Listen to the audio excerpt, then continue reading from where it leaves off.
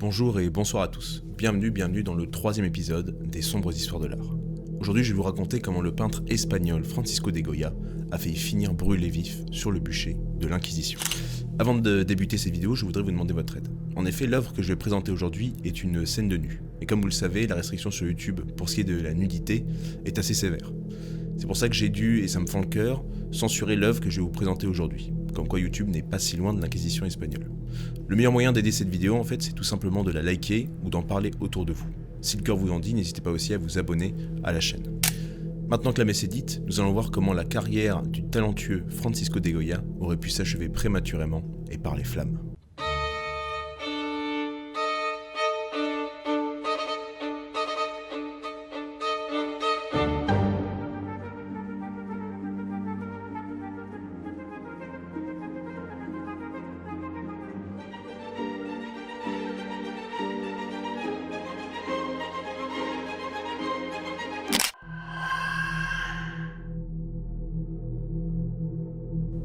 Notre histoire débute en Espagne au XIXe siècle. En effet, le nouveau roi Ferdinand VII doit relever le pays après l'occupation napoléonienne entre 1808 et 1814.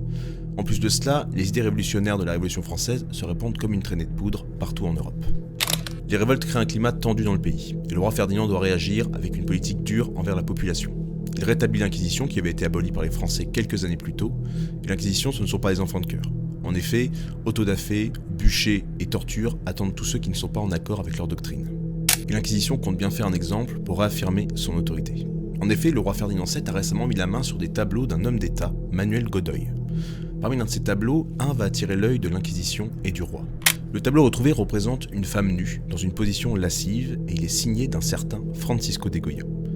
Alors, Francisco de Goya est déjà un peintre très connu du pouvoir espagnol. Il est même attaché à celui-ci. Mais c'est là l'occasion de le faire taire et de montrer à la population ce qu'il en coûte de peindre des images obscènes. Mais avant de débuter le procès, il faut que je vous raconte les mystérieuses origines de ce tableau. Tout d'abord, on ne sait même pas comment Manuel Godoy a réussi à obtenir l'œuvre. On ne sait même pas qui est représenté réellement sur le tableau. La théorie la plus ancienne raconte que ce serait l'amante du peintre, Francisco de Goya, la fameuse duchesse d'Albe, Maria Cayetana de Silva. Les descriptions et portraits qu'on a retrouvés de la jeune femme semblent correspondre.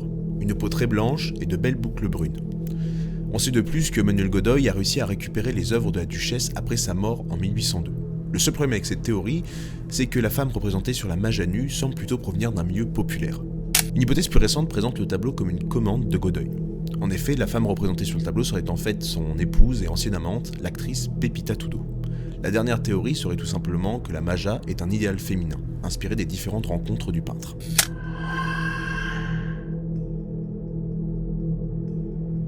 Il faut maintenant que je vous parle du plus fou dans cette histoire, c'est comment le tableau était entreposé. Manuel Godoy savait pertinemment qu'une telle œuvre lui attirerait des problèmes. Il avait donc conçu un cabinet secret dans lequel il entreposait des objets d'art et des meubles précieux. Et la maja était dissimulée derrière un mécanisme coulissant. En effet, dans le bureau se trouvait une version de la maja habillée. Et quand on activait le mécanisme, elle coulissait pour laisser place à la maja, cette fois dévêtue. Alors bien que la seconde version soit habillée, elle aurait tout de même pu apporter des problèmes à son propriétaire. En effet, sur le deuxième tableau, la maja porte une robe blanche et un boléro, une veste traditionnelle espagnole. Elle est toujours dans cette position lascive, et malgré les vêtements qu'elle porte, ses formes apparaissent toujours, ce qui n'aurait certainement pas plu aux inquisiteurs. Mais alors, comment Ferdinand VII a-t-il pu mettre la main sur les tableaux malgré toutes les précautions qu'a pu prendre Manuel Godoy ? Pour ça, il faut retourner en 1808. À cette époque, le roi d'Espagne, c'est Charles IV, et sous son règne va éclater une révolte qui vise à le destituer. La rébellion a donc pour but de mettre sur le trône son fils, Ferdinand VII. Dans la pagaille, Manuel Godoy échappe de peu à la mort en évitant un lynchage public. Il va devoir quitter le pays et partir pour la France. Une fois que Ferdinand est couronné, il récupère les affaires de l'homme d'État, et notamment les deux versions de la maja desnuda et la maja vestida. Revenons désormais en 1814. L'Inquisition s'empare du dossier Goya et compte bien mettre un terme à la carrière de l'artiste. Mais alors pourquoi Goya, peintre attaché à la couronne, a-t-il autant d'ennemis ?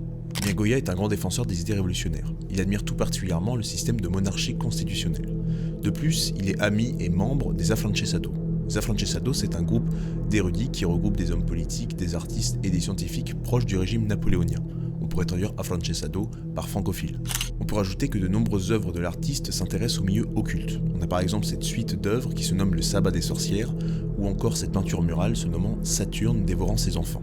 Deux œuvres dont j'espère parler un jour dans cette émission. Cela ne correspond pas du tout aux idées du roi Ferdinand VII qui compte bien réinstaurer une monarchie absolue après le passage des Français dans la péninsule. L'ordre est acté. L'Inquisition attend un procès à Goya pour obscénité. Il risque désormais le bûcher. Alors même si cette issue était rare à l'époque, il y a plusieurs raisons qui me font penser que Goya risquait réellement sa vie dans cette histoire. Tout d'abord la situation. Le roi Ferdinand doit faire un exemple et montrer au peuple ce qu'il en coûte de s'opposer au pouvoir pour mater les futures révoltes. Et sans mauvais jeu de mots, qu'est-ce qu'il y a de mieux que de brûler un homme vif sur la place publique pour refroidir les esprits? L'Inquisition doit faire ses preuves. Elle a été réinstaurée depuis peu et doit montrer à la population qu'elle n'a pas perdu la main. De plus, l'œuvre est réellement révoltante pour l'époque. Et c'est toutes ces raisons qui me font penser que Goya risquait réellement sa vie. On a très peu de sources sur ce qui est arrivé au peintre durant le procès, mais on sait néanmoins comment il a réussi à s'en sortir. C'est un ami très puissant du peintre qui va intercéder en sa faveur. Et c'était pas moins qu'un cardinal d'Espagne, Luis María de Borbón y la Valabriga, qui va pouvoir sauver notre protagoniste. Louis-Marie de Bourbon est un cardinal très influent, mais surtout c'est un homme d'église qui est formellement opposé à l'Inquisition et à la monarchie absolue. Il va réussir à sauver Francisco de Goya. C'est un épisode de son histoire qui va particulièrement affecter l'artiste. En fait, quelques années plus tard, il va représenter un auto-da-fé commis par l'Inquisition en peinture. Mais qu'est-ce que cette œuvre a de spécial? Pourquoi l'Inquisition attend un procès envers la mage à nu et non pas les autres œuvres encore plus hérétiques de l'artiste? Je vais tout simplement vous dire pourquoi est-ce que la mage à nu est une œuvre révoltante et révolutionnaire de son époque dans l'analyse de l'œuvre.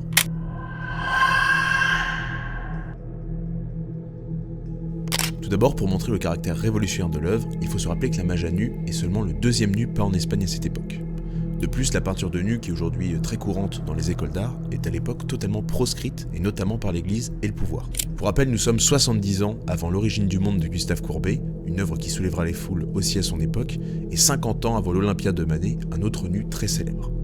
De plus, à cet instant, même les nus historiques et mythologiques, comme par exemple la naissance de Vénus de Botticelli, sont interdits par l'Inquisition. Ce qui choque pour l'Inquisition, c'est tout d'abord la pose du modèle, et plus particulièrement son regard.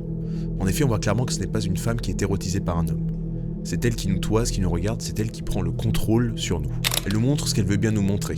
Elle n'est pas intimidée par le regard masculin, c'est elle qui a le pouvoir. La seconde chose qui a dû choquer, eh bien en fait on voit ses poils pubiens.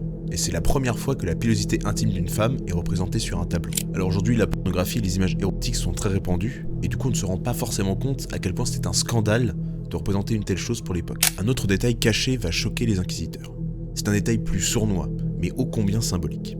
Regardez plus attentivement le tableau, et plus précisément la luminosité. Et bien en fait, la lumière provient de la maja.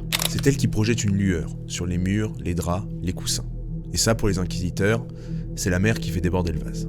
Alors vous allez me demander pourquoi? Eh bien parce que tout simplement la maja est ici déifiée, divinisée. Normalement à cette époque, c'est Dieu qui est la lumière. On est au niveau du blasphème ultime pour les contemporains de l'œuvre. Et c'est d'ailleurs cette divinisation qui me fait penser que la maja n'est pas une femme réelle, mais qu'elle est en fait la représentation d'un idéal féminin. Et plus précisément, qu'elle est la femme avec un grand F. Un corps libéré du regard des dominants et qui par sa lumière crée son propre destin. Pour finir, je vais vous raconter une dernière petite anecdote. En 1930, la maja devient le premier nu représenté sur les timbres espagnols. Les Américains qui vont recevoir les lettres provenant d'Espagne vont interdire la réception des lettres comportant ce nu. Ils les renvoient directement en Espagne. Comme quoi, la situation n'a pas tant changé que ça. N'est-ce pas YouTube ?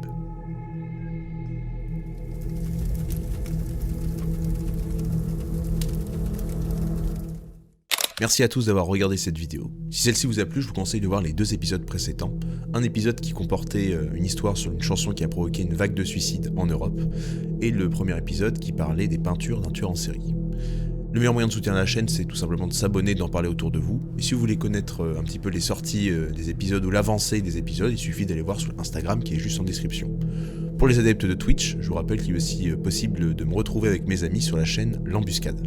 Pour la suite, je vous prépare une grosse vidéo sur un peintre bien macabre, et ce sera l'occasion pour la première fois de parler d'un peintre français dans cette émission. Pour l'année 2023, je vais essayer de me tenir à 2 vidéos par mois, ou en tout cas je vous garantis d'essayer. Maintenant que les annonces ont été faites, je n'ai plus qu'à vous dire à très vite pour un nouvel épisode des sombres histoires de l'art.